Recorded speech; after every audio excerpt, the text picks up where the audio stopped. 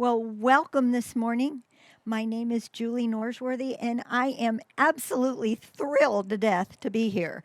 It's been pre COVID since I did this here at Busy Bee, and they've gotten real high tech. I feel like a star, but the real stars are over there on the table, the butterflies and the caterpillars. So the way the presentation will go is I'm going to talk for a while and then I'll take questions. So if you'll hold your questions till I'm finished, chances are I hopefully will cover what your concerns are. And then afterwards, you can look at the table with explanations. I have live creatures and a lot of samples of what I'm going to talk about today, okay? So this is kind of a combination of what I do. Number one, to create a butterfly garden, and then to actually take you into the magical world of butterflies, which is where I live. Okay, so there's a definite plan that you should do if you're going to create a butterfly garden. You're going to have to combine a combination of host plants and nectar plants. Now, the host plants are what the female butterfly is going to lay her eggs on. And then when the eggs hatch, those babies eat that particular leaf, okay? So if you have the host plant of the butterfly, you're going to have a complete cycle. If you only have nectar plants, which is fine if you want to, all the butterflies are going to enjoy the nectar, okay?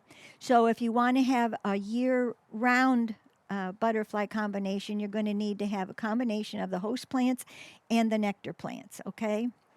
And if you only provide just the nectar, think about this. It's kind of like a 7-Eleven where you dash in for a Coke and you go and you leave, okay? If you have the host plants for them to lay their eggs on, she's going to say, oh, this is a pretty good 7-Eleven, and I think I'll stay and put my babies right here. The babies hatch, and you have a continual circle of life for the butterflies. Now, you can do it in a garden in the ground. You can do it in a pot. If you live in a condo, you live in a townhouse, you live on a huge piece of property, you can have a butterfly garden to any particular kind of extent that you can, okay? So you're going to want to plant in a variety of light conditions because typically the butterflies need 55 degrees and sun to fly. So the plants that you're going to plant are going to thrive in the sun, and so are the butterflies. With probably one exception. I have a huge bougainvillea and an errant passion vine, which they will travel all over your yard underground, the roots. But that's okay. That's okay. Has grown up in my bougainvillea bush. So the zebra longwings, which is our state butterfly, will dart in and out of there and enjoy the shade. The zebras do like the shade, but she'll lay her eggs on the newest growth, the tendrils, and those are usually in the sun because they're reaching up to the sun. So even, you know what, I've noticed, I've been doing this over 8 years. The butterflies, even though they're all butterflies, and in general they do the same thing, they're just like us. We're all humans, but every single one of us is different.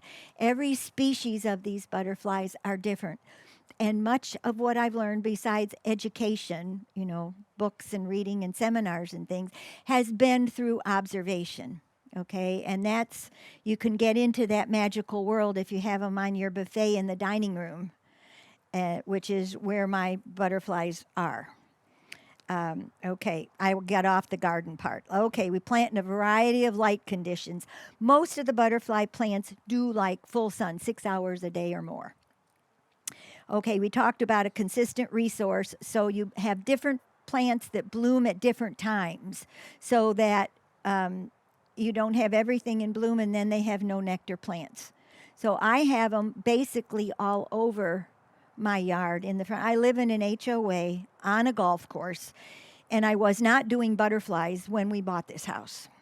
It is the challenge of the century because of the spray and an HOA. They don't want any weeds. And you know what a weed is? Just a plant that's growing where you don't want it. So all weeds are not bad. Okay.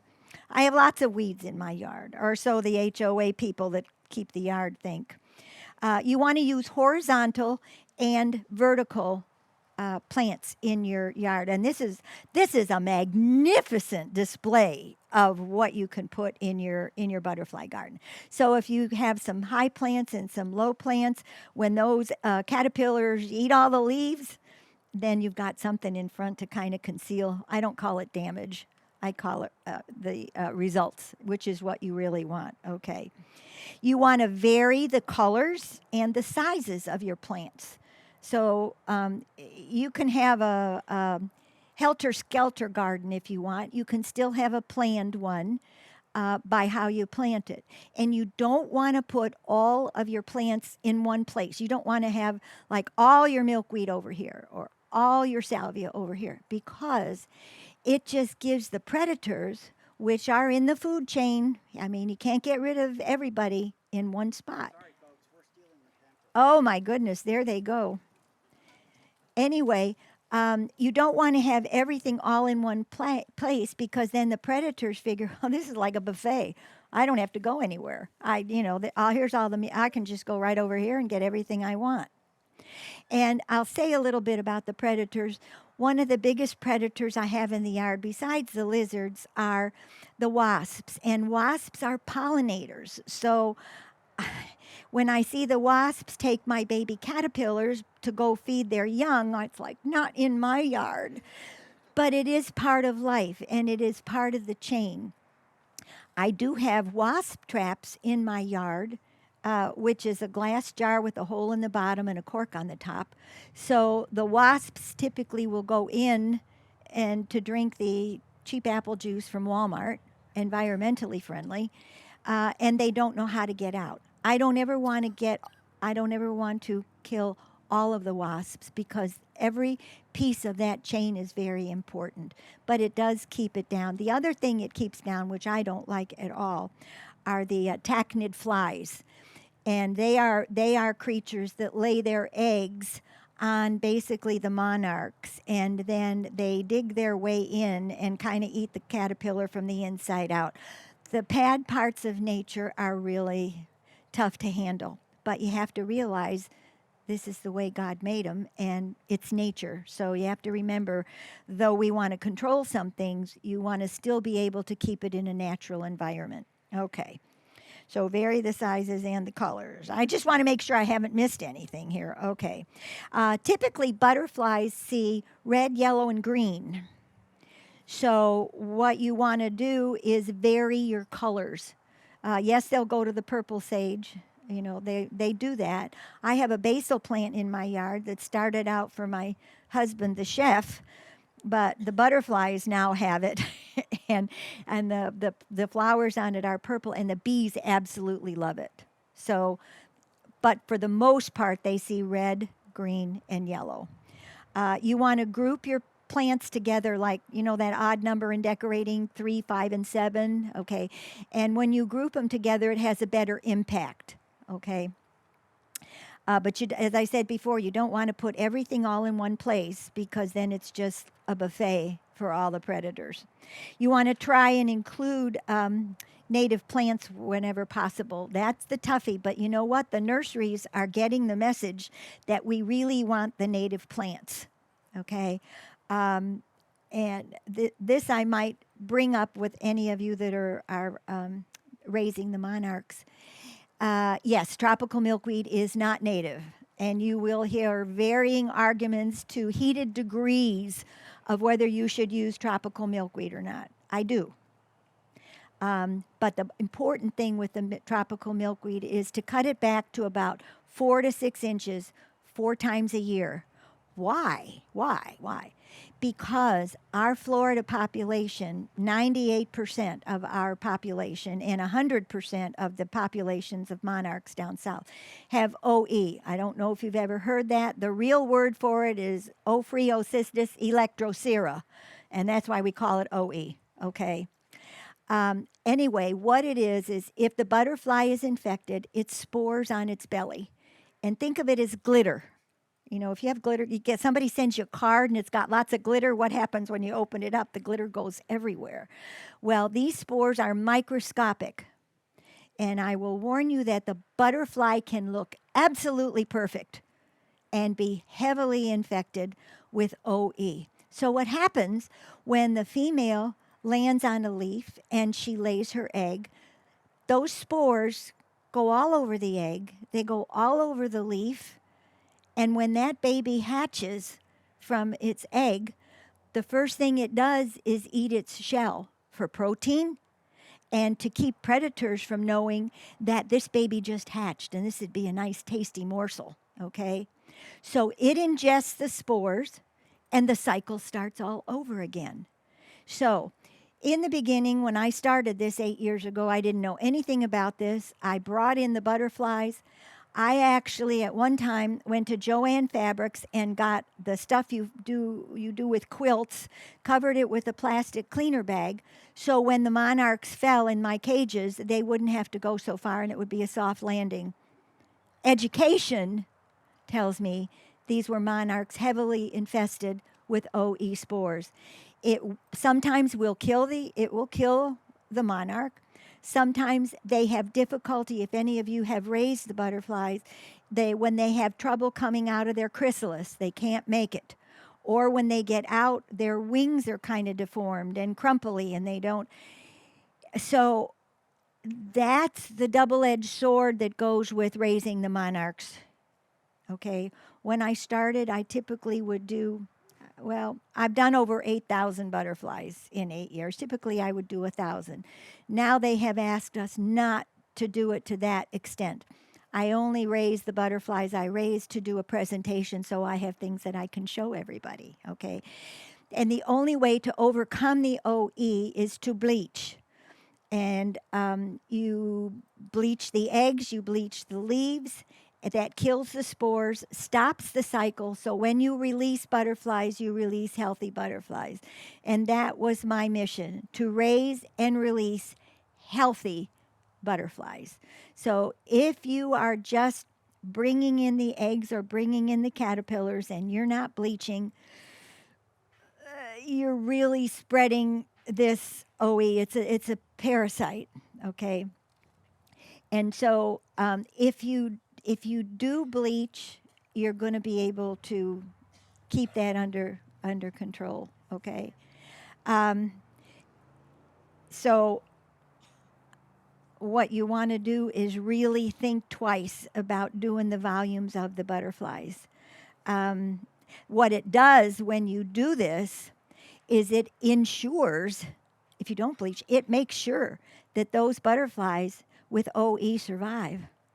They may be not healthy, but they survive and they're in the wild to infect other plants and other butterflies. Because when they mate, if it's a male and a female, if the boy's got the OE, because it's all over, like glitter, then it's going to spread. So I would ask you to rethink what your butterfly raising is, which is sometimes a tough thing for. Is that Busy Bee that needs to ask me something? Oh, well, that's okay. The bleaching there. The first time I bleached, you there's and actually COVID changed everything with the percentage of the bleaches.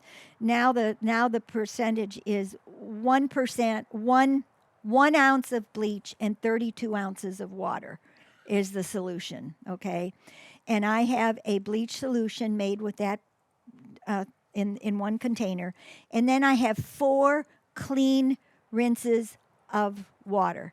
So the eggs on the leaf go in the first bleach solution for 1 minute.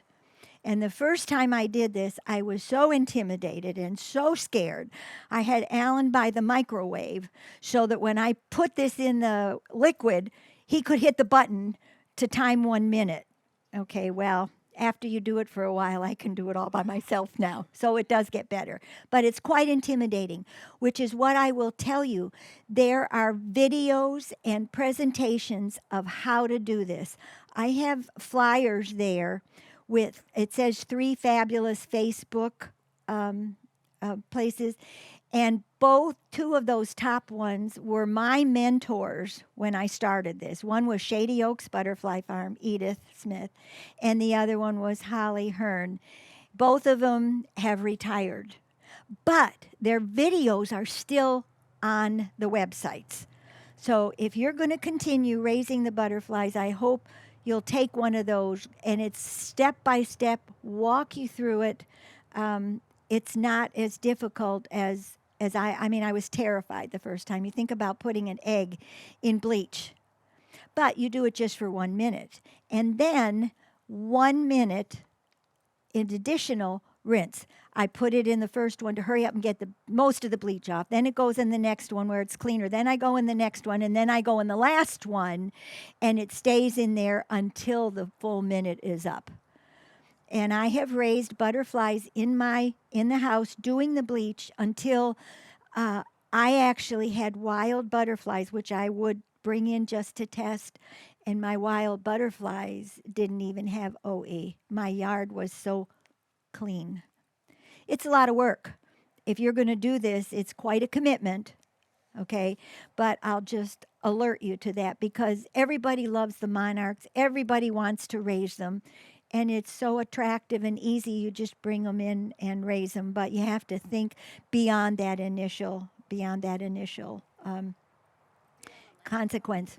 Oh yeah, you can't see the spores unless under the microscope. I do have pictures of the spores under the microscope, and they can have a mild infection or they can have a serious infection, and it can be serious. But the butterfly looks fine. I've had so many people say to me, "But Julie, my butterfly was fine." But then if you look at you don't. What you do is you touch it's clear tape, not Scotch regular tape, but clear tape. Touch it to the abdomen, and the spores will stick to that. And then I close the tape up, look under the microscope, and there it is. And I won't really release them if they have the spores. And the most humane way to euthanize a sick butterfly is to put it in a wet paper towel so it doesn't struggle and move. Okay, I put it in a Ziploc bag and it goes into the freezer. And the gurus, this is the most humane way to do it. The other ones, they'll say stomp it or with I can't do that. Okay, so that's the ugly. The good, bad, and the ugly. That is the ugly of raising monarch butterflies. If you're going to do it, you really need to do it right. Okay. Let's see. Now we've got okay. All right. Now, the other thing you want to do is put the right plant in the right place. And one of the very famous gardeners in Atlanta, when we lived there for a while, said, if you haven't moved a plant 3 times, you still haven't found the right place for it. So that can be very true. You want to limit the use of pesticides. I say limit. I don't really have any, and that is really difficult. In an HOA, where, heaven forbid we have anything, pesticide creatures, whatever. And they always have somebody new on the crew that doesn't know. I have signs in my yard. The ones that do know, it's like, oh no, that's the butterfly lady. You don't touch her yard. However, you know how windy it's been this past week? Okay, well, they sprayed. I have a container up there. There's nobody in it, okay, but leaves. There's a stem with the leaves are gone. That was what the butterflies ate prior to them spraying, okay? Because when I get up in the morning, the first thing I have to do is go to the buffet and see who eats first, them or me. And it's usually them because I have to fill up their containers with leaves because they eat all night long.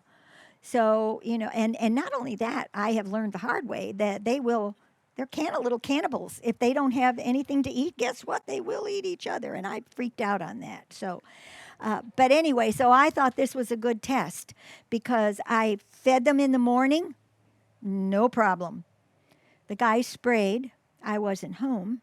They didn't spray my yard, supposedly. But when I went out to get food for them in the evening, you'll see the caterpillars vomited green. and that's pesticide. In fact, I have some pictures here, which I'm going to pass around. Where are they? Here they are. Okay. Um, this is my other mantra with trying to get you to bleach if you're going to raise them, and then not to use pesticides. I'm going to pass these around. There's 3, so make sure 3 make it back to my table, okay? But this is a caterpillar pesticide casualty. You'll see the green vomit. It's classic, okay? So when they spray, it's either systemic. It doesn't matter if it's on the leaf or it's systemic. Caterpillar ingests the leaf. It's pesticide, okay? This is another one they use. This caterpillar made it to try and make its chrysalis, okay? And this is with a growth inhibiting hormone that they spray. I live on a golf course. I mean, anyway. So the caterpillar will eat its leaves and it will actually make its chrysalis, but when it does, it's deformed and the chrysalis actually it's a growth inhibiting hormone. So what it does is interrupt the cycle of the butterfly's life. Okay? And then the other one I have is a monarch. I guess I got 2 monarch casualties. Anyway, so I'll start over here if you'll just pass them around across because I want to make sure everybody gets to see this. Do I want bugs in my house? No. Okay. I'm very careful where I spray. Ants are always a problem. I use taro, which isn't a spray. It's confined to just the ants. Okay. And the caterpillars are very sensitive to smell. My daughter-in-law, they were visiting, and she burned her hand on the stove, and she was a naturalist, so she used lavender oil. Okay. Well, when I walked in the house, I could smell the lavender oil. I mean, who doesn't love lavender oil, right? My caterpillars started vomiting, and they all died. So, candles, plug in things that, make your house smell good. I mean, it's a whole nother lifestyle when you commit to bringing these creatures in and taking care of them. And I feel like if I've brought the egg in, I'm responsible for that egg until it's a butterfly, which typically is about 30 days. From an egg to a butterfly is about 30 days. The monarchs will hatch when you get the eggs out of the garden. The monarchs will hatch in 3 to 5 days because you really don't know when she laid them. Okay, and then you've got a caterpillar. And one thing with the microscope, I would encourage any of you doing this. If you get a microscope, you're going to go into a whole nother world of the butterflies. One of the most exciting nights I had was I wanted to see what these ridges look like on the eggs because the when they lay the eggs, there's ridges outside on the egg. I have pictures of these that you can see on my storyboards there. Okay, pardon? They look like they're gold stripes. Uh, They have mm, a shimmer to them. okay, I don't know that under the microscope. Okay. I know they have the gold rim around the chrysalis, okay. But what the baby does is they have claspers, and what they do is grasp the ridge of the egg, which is soft, and pull it and pull it and bite it until they've got a hole. And then they start to eat their way out of the egg. Well, all I wanted to do was look at the ridges under the microscope. That was my purpose. And I looked and I saw it move inside the egg. It was like a sonogram of a baby. I mean, I saw this little black head moving around inside, and do you think I could go to bed? And so, fortunately, it wasn't too far along, like about 1:30, this baby decided to make its presence to this world. And I watched this little creature move around in that egg until it got the ridge, pulled it out, then you see it eat, and I watched it actually hatch. I have a picture. When I do a presentation inside, instead of under this beautiful hammock, I have a PowerPoint and I have videos of the baby actually moving inside and eating and eating the egg. So take a little bit of time. Now I've explained, hopefully, the pictures on the boards, and you can see what I'm talking about. Okay, I'm back to pesticides. Okay. Um, and so many people will say to me, well, Julie, how about I use neem oil? That's organic. Well, guess what? Organic only means it's not chemical. It's still designed to kill. And so if you spray your stuff with neem oil, which is organic, everybody loves organic, right? It will still kill your caterpillars. So it's zero things like that for the caterpillars. Okay, what you want to try and do is use mechanical means for squishing. I can now squish them with my fingers, okay? You can spray them off, but typically then they come right back. Aphids are a big problem with milkweed. I don't know if anybody's had aphids on their milkweed. Yeah. That's the yellow bug, yeah. Well, I'm now raising atalas on my coonties, and the mealy bugs love the coonties. And I don't know if you all know this. There are 84 different species of mealy bugs in Florida. I don't care what species it is, it's still a mealybug, okay? So the coontie plants are really, and the female likes to lay her eggs on the very newest growth, which, you know, you can't squish off and you can't rinse off because you've got eggs or baby caterpillars. So the primary thing or the key there is early intervention. Oh, that was happened. At least we didn't have a windy day today. Aren't we lucky? And it's not 48 degrees. Um, anyway, so it's early intervention. Look under your leaves, and I hand pick a lot. I can squish the aphids. I use the latex gloves, which brings up another subject. I don't know how many of you know that the milkweed sap, the white sap, is toxic to your eyes. I speak this from, I've educated several ER doctors about milkweed in your eye that they knew nothing about. I've been very fortunate. I had no corneal damage, and so a lot of times people raise monarchs with kids because kids identify with those monarchs. But I now bring in my presentation about getting the sap on your hands, and then maybe you brush your eye. You know, you're out in the yard working with the milkweed, you perspire, you wipe your brow, okay, and you can get milkweed sap. It burns, your eyes will close. It's very painful.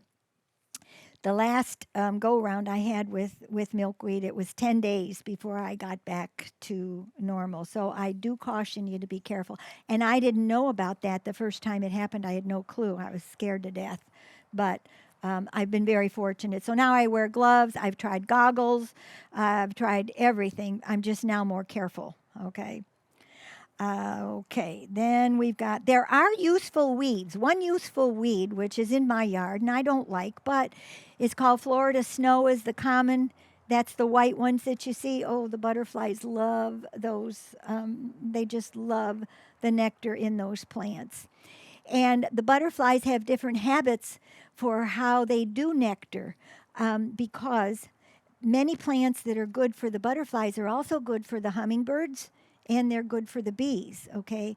Well, the hummingbirds have a very long beak that they can dip right into those tubular flowers and get all the nectar and food that they need. Some of the butterflies have a long proboscis, which is how they eat. And when the butterfly comes out of the chrysalis, it's called emerging, okay? It's not a cocoon.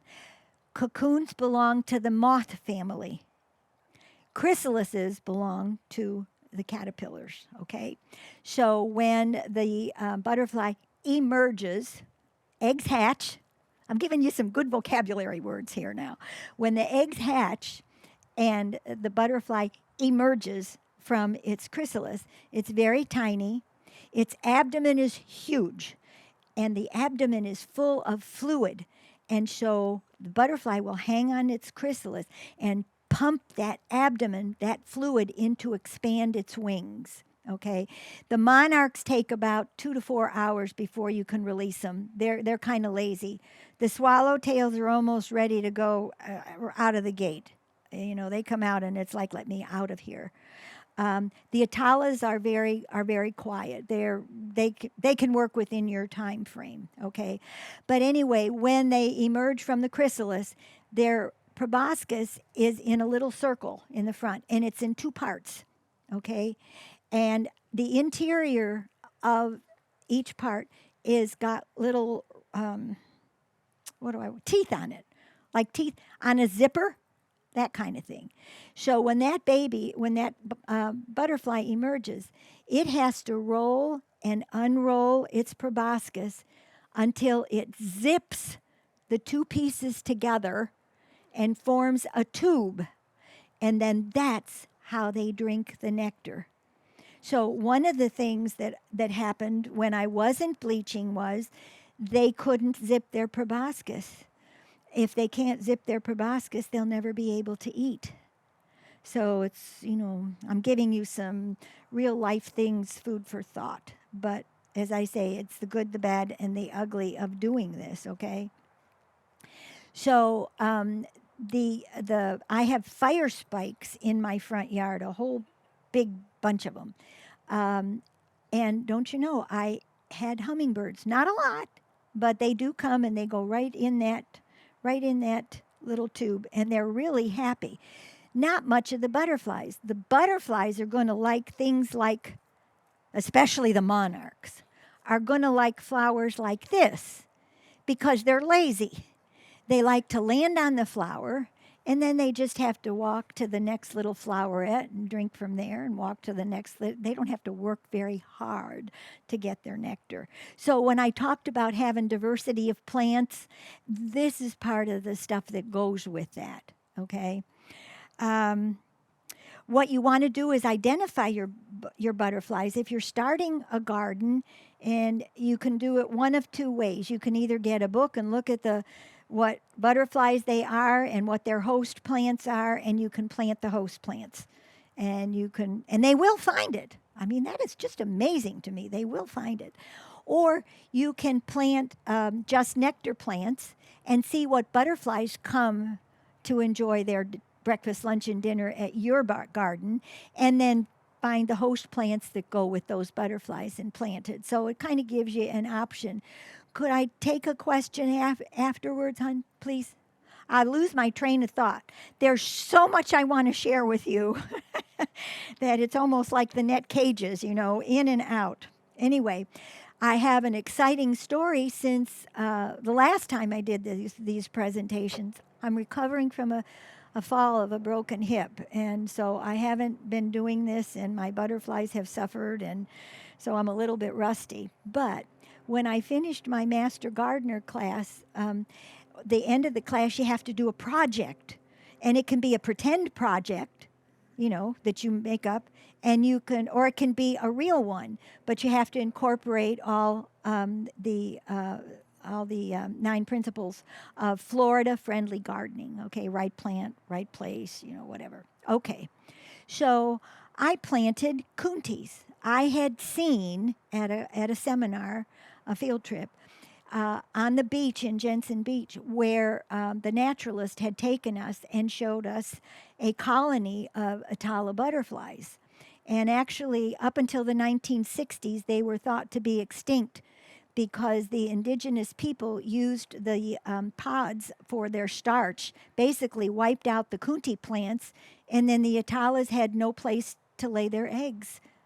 So if you don't have the right plant for her to lay her eggs, that's kind of like a closed door. That's the end of things. So you want to make sure that you do have the host plants for them to lay their eggs. Anyway, so I thought, well, and the kuntis typically like it east.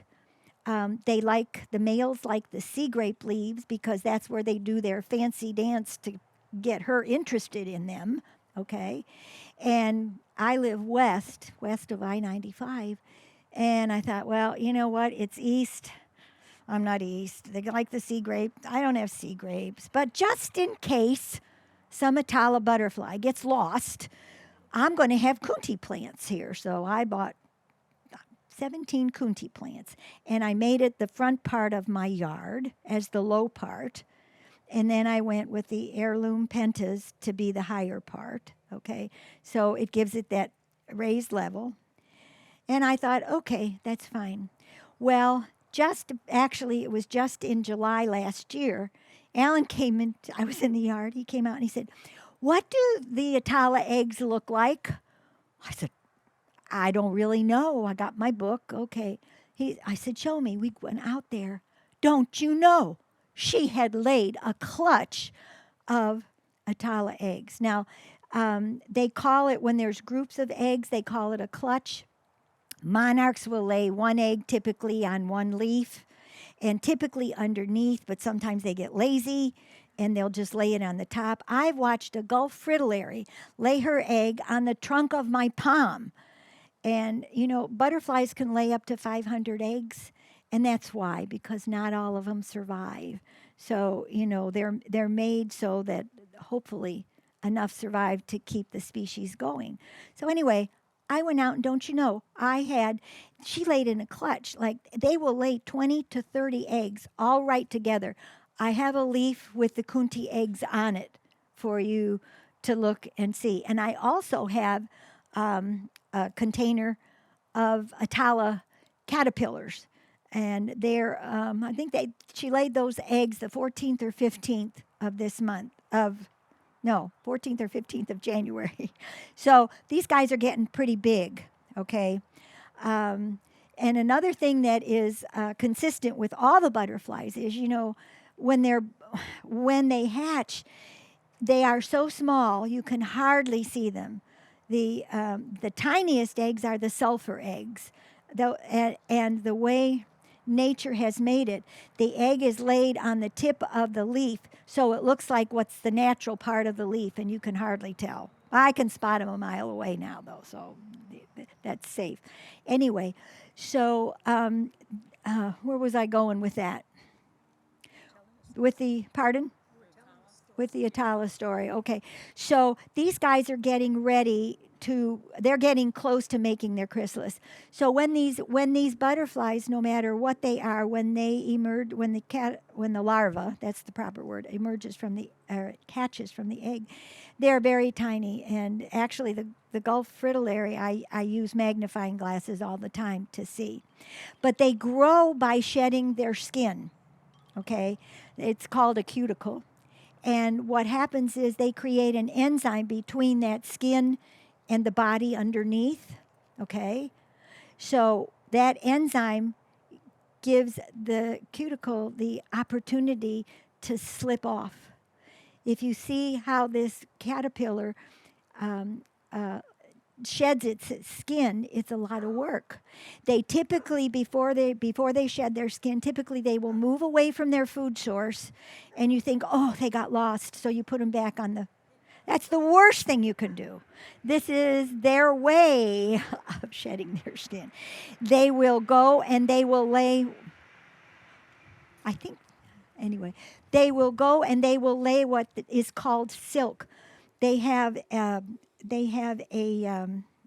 body part that does nothing but create the silk, and it is one strand. It's smaller than dental floss. I have examples of the silk here on black paper so you can see what it is.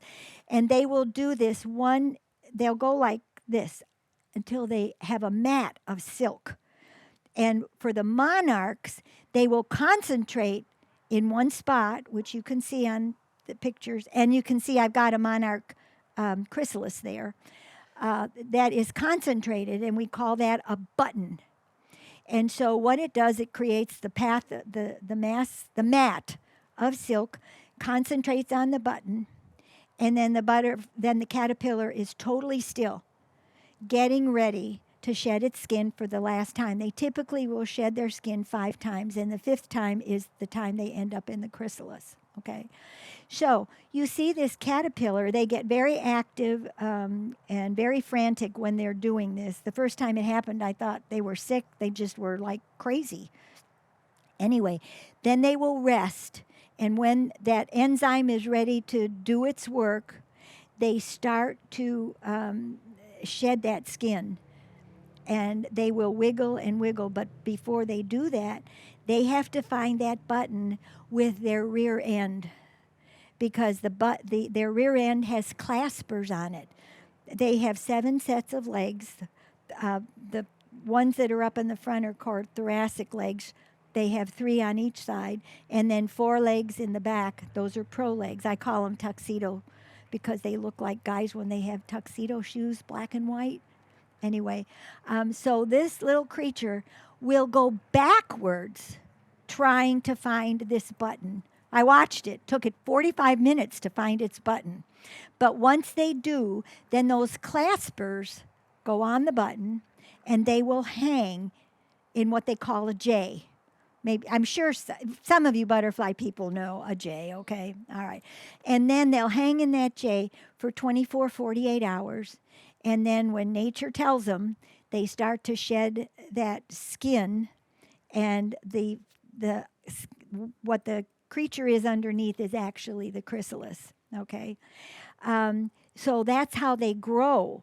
They will shed their skin. They have what's called a face mask on the front of their face. Okay, if you look at it under a microscope and you've got good eyes, you'll see it looks like plastic with little black stripes on it. But that's what they have to eat. So the skin gets too small. Well, guess what? So does the face mask. So they will shed their skin, and then they need to shed that face mask. And if you watch them, it reminds me of an elephant because they keep going back and forth like an elephant with a trunk until. And I have paper towels for my creatures, so there's just enough friction there that it makes it very easy for them to do that on the paper towel, and it helps them get their face mask off. They will turn around then and eat that skin. Number 1, protein, and as I said before, number 2, so predators don't know that they're very vulnerable when they're delicate. So that's the cycle there, and then they will be in that chrysalis for 8 to 10 days. Okay, the monarchs you can almost set them by the clock. 3 to 5 they hatch. They're in a caterpillar stage from about 10, 15 days. They're in a chrysalis 8 to 10 days, and next thing you know, you've got a beautiful butterfly. But they don't always perform on demand because I only have what I have because that's where they are in their life cycle. When I do a presentation, I try and get the eggs, 30 days before I have to have live creatures, but they don't always cooperate. So what I have today is who cooperated, okay? So they need special attentions because they really are the stars of this show.